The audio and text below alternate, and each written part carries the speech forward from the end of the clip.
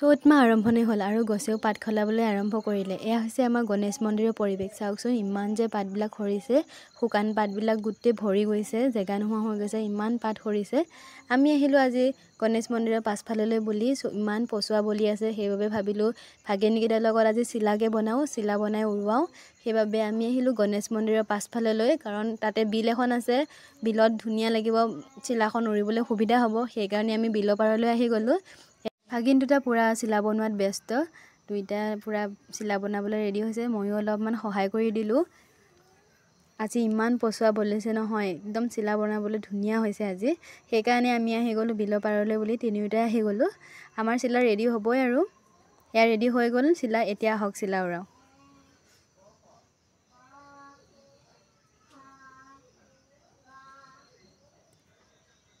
এয়া প্ৰথমতে চিলাখন অলপমান ধৰি দিছোঁ, উৰুৱাবলৈ সুবিধা হ'ব।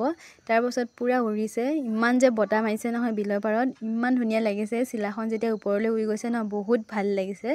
কিবা এটা কাম কৰিলে ন, যেতিয়া ছাকচেছ হোৱা যায় বহুত ভাল লাগে, বহুত মনটো ফূৰ্তি লাগে। সেইটোৱে আজি বহুত ভাল লাগি গ'ল। পচোৱাও ইমান বলিছে নহয়, কি ক'ম আৰু। আজি ভিডিঅ'টো ইমানেই, আকৌ এটা নেক্সট ভিডিঅ'ত লগ পাম। Bye bye.